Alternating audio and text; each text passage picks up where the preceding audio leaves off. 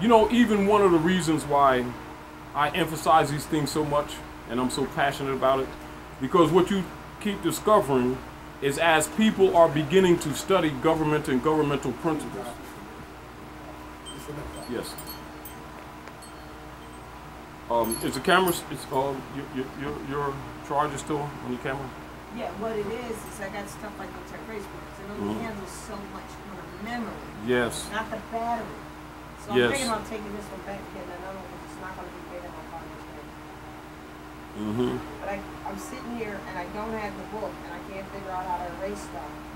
That's my problem. I'm trying to erase something that I don't need and I can't find it. Can't find out how.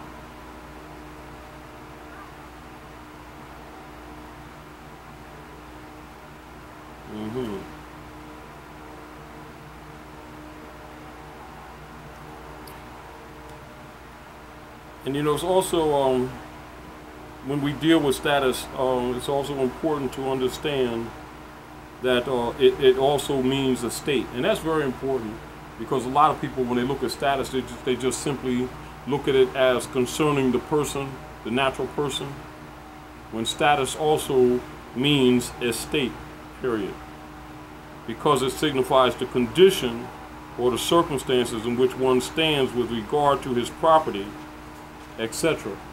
You know, and so you know and I know that most people, when they're talking about status, they're usually thinking just about their individual selves or the issue of people. And this is one of my interests concerning that matter. When you look at people who are studying issues of sovereignty and birthright and stuff like that right now, what is one of the things that you see often come up with them? As they begin to really understand these principles, they keep assuming that Noble Drawley didn't address these principles and that they're introducing something that was void in the temples. False. Totally false. All the things that they're discovering, Noble Drawley set up already. They'd ignored it or wasn't taught by the leadership, so the people assume it wasn't there. And this is what I'm expressing to you. Because the more you understand about this movement, you'll understand that he addressed these things. They were either neglected, ignored, or suppressed. And so as people begin to evolve with this, people who came to look at the movement, they were judging the movement by the people's misrepresentation of it and assuming certain things were in place. So now they're on this tear of studying commerce and other things, and they start discovering all these things and start thinking, oh wow, they didn't do this, let me do this. They're only doing these things as substitutes for things that were already done, because the political conditions and the political landscape has changed, because the European was constantly attacking anywhere where sovereign allodial principle existed. That's what the U.S. democracy is for, to attack allodial principle. No different than understanding the state of Pennsylvania versus Pennsylvania Commonwealth wealth and principle of operations. If you understand where I'm coming from. So it is not unlike the same principle of the Moorish Holy Temple of Science and the Moorish Science Temple of America. So what happens is Moorish Holy Temple of Science dealt largely with civil allodial principles. Moorish Science Temple, you understand, allowed some people to enter with some feudal law. That's why you see an adjustment on the Divine Constitution where it says part and parcel, and that changes to part and partial. Person who knows law knows that you can't alter a legal constitution without corrupting government. But yet you'll see some people defend that when it's not defensible. There's another reason why they have limited credibility with the people, as the people are growing and understanding law and government. And then they're asking questions, you know, well, we need the support of the people. No, they need to increase their level of integrity. Somebody that was born Caucasian, wealthy Caucasian. Or he showed the definition of free white. He said, show the definition of free white people. She read it and blew her mind. Blew her mind. Blew her mind. Because the concepts are wrong. I mean, it's like she just, her knowledge and everything is done in vain. And you said the more science centers are not teaching that. They're not teaching the free white people. Of course they're not. They're not going to touch. Now, let's come back at this. Let's come back at this.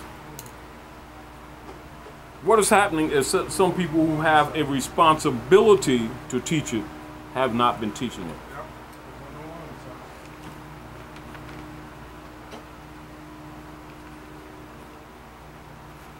And so therefore, concepts that people have are incorrect. What can you do, Todd, when you're dealing with some arrogant Agreed. people who will sit around and tell you if you make any movement in America, it ain't part of more science. It doesn't mean that. You be like this. What? You know, if someone says it, does it make it real? That doesn't make it real, but Wait a minute. Now, don't we learn that you're not colored? Don't we learn that people who are operating under color of law will practice the semblance without the substance? What makes you or me or anyone else think that we're not contaminated with that? Because someone in the seat of authority says it, does it make it true? No, it does not. So if you know better, would you sit there and keep exercising and debating non-debatables? If government officials are required to take an oath on that Constitution, are you going to sit up and sit up there and spend your exercise talking about, yeah, but they don't recognize no more, so we got to deal on this forum that they presented for us? Because if we don't deal with the UCC forum that they present for us, we won't have any rights because they don't recognize the Constitution. What they just told you is that they quit their job. Therefore, they don't have no authority. But if you're not thinking, you can't recognize that they just said that. Because it's the only thing that allows them to operate with any jurisdiction. And so you allow them to create a false jurisdiction, then you hop over here and operate with them. They just lied to you and you just stepped off the platform.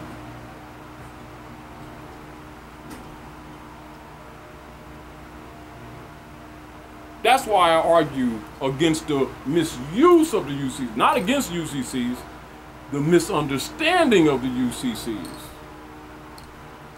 Your first obligation is enforce the Constitution. I don't care what they're talking about, enforce that Constitution. Don't let them distract you with other stuff.